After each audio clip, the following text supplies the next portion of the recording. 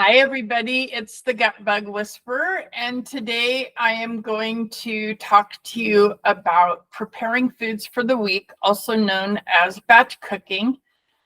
And I have a client that I'm working with to do batch cooking. That's her goal for her secondary nutrition, which is the food we put on our plate. And so I've went ahead and made a file I'm going to share with you. And it looks like my video is cutting in and out. I hope you're able to move with me here.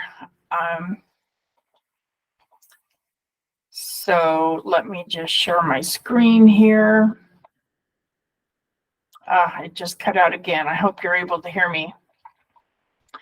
Okay, so I wanted to show you my day before prep list, and how I got it was beginning. So the veggies are not part of the recipes that I'm making. So just to give you an idea, I'm whole food, plant-based, no oil. It's a new food category called Plantricious for anybody that's interested. It's minimally processed, and there's some other guidelines for Plantricious lifestyle.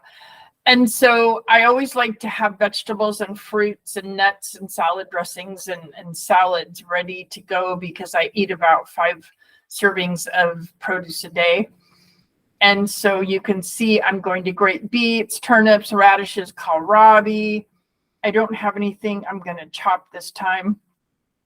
I'm going to chop pineapple, mango, apples, and dehydrate them, because I'm going to make a trail mix for my hiking training. And I personally already have a bunch of fruit frozen that's all ready to go for me to just thaw and enjoy. And then I'm making avocado ranch, yogurt, blueberry, and garlic Dijon salad dressings. I like to have a variety. I've found the secret of a good salad is in the salad dressing.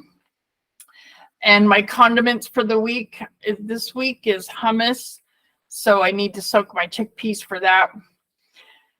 And then I eat a cup and a half of legumes and a cup and a half of grains a day. And I'm personally going to make some red lentil dal along with preparing this for my clients. So I'm also going to cook some soak some red lentils overnight.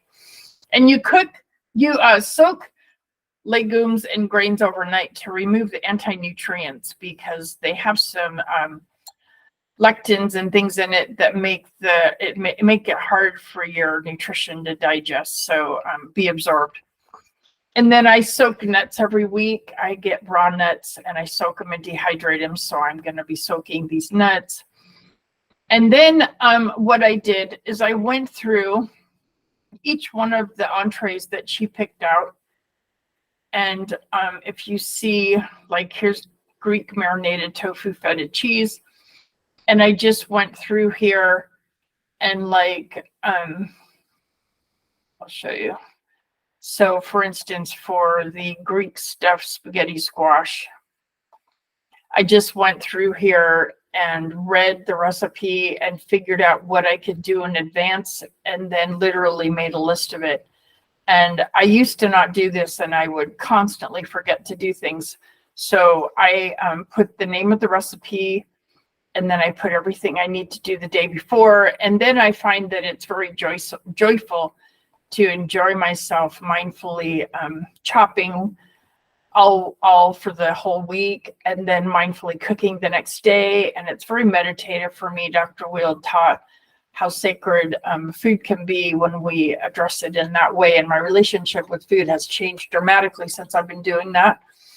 So you can see we're going to bake the spaghetti squash, roast the red bell peppers, and we're going to cut up the onion and garlic and diced pepperoncinis and chop the celery and carrots. And then there's instructions for all the other entrees.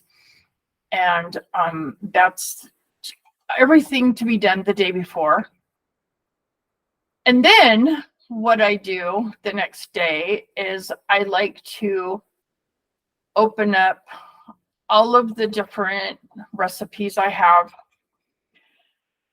and read the directions and figure out cook times. And I do all this while I'm having my morning coffee.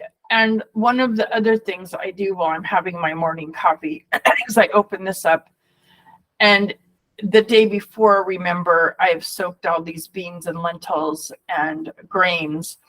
So I have found that it's very unreliable to search on Google the cook times for soaked beans and lentils. I have found even the ones that seem like they know what they're talking about. My particular experience has been, for instance, especially for kidney beans and chickpeas, especially, I have had kidney beans and chickpeas bought from the same store, cook 45 minutes one time and 90 minutes the next time. I have no idea the difference, but what I have found is for beans like that, I wait 30 minutes and set my timer, and then I start checking them every 10 minutes. And then for red lentils, for instance, it only takes like 5 minutes, same with millet.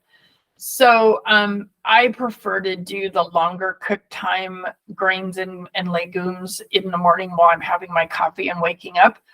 And then once I'm running around in the kitchen, I cook things like the red lentils and millet that are only a 5-minute experience.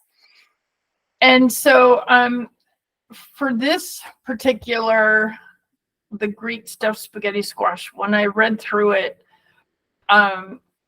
so I'm going to need time to bake the squash the night before or the day of. Sometimes I'll do it the day of because it's pretty big to put in the fridge. Like right now I have harvest going on, so I have a lot of stuff in my fridge already. So I'm going to cook it the day of. And then you also need at least 30 minutes afterwards to heat through everything that you've stuffed in the spaghetti squash. So this week, this Greek stuffed spaghetti squash is the longest recipe and the only one that I read that needed the oven. So for my taste and my preferences, I like to do the longest cooking recipe first, because what happens is sometimes I don't get every single thing cooked the day that I want to cook it. So I like to make sure that the longest cooking recipe gets certain to get done the first thing. And then that way, if I have other things to cook during the week, it's the quicker recipes and it's not as laborious when I'm tired after work or school. So that's pretty much what I do, and I hope that helped you, and I hope that you feel welcome to get in touch with me if you have any questions, or if you'd like a holistic health coaching session, you're welcome to contact me. I do a 45-minute complimentary consultation, and then after that, we discuss about the possibility of moving forward. So I hope that's helpful, and I hope you have a wonderful day. Blessings. Bye.